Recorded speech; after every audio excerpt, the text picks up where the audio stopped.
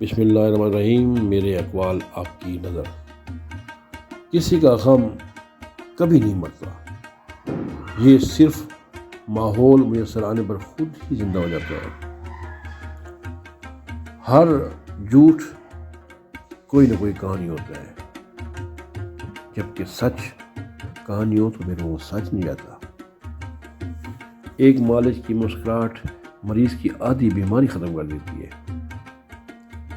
اگر زندگی سے ہنسی مذاق کو ختم کر دیا جائے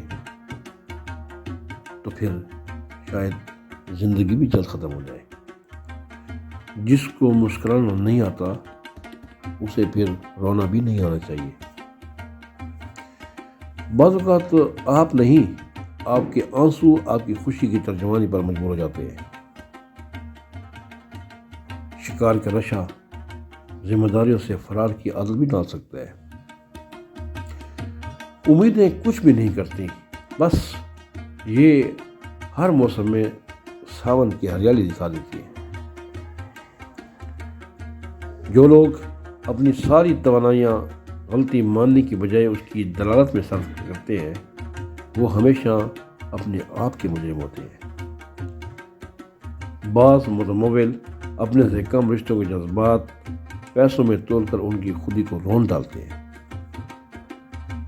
زندگی پہلے دن سے ہی سکون مانگتی ہے۔ ستم ظریفی دیکھیں کہ زندگی کا سکون ہے بھی تو وہ بھی صرف موت کے پاس۔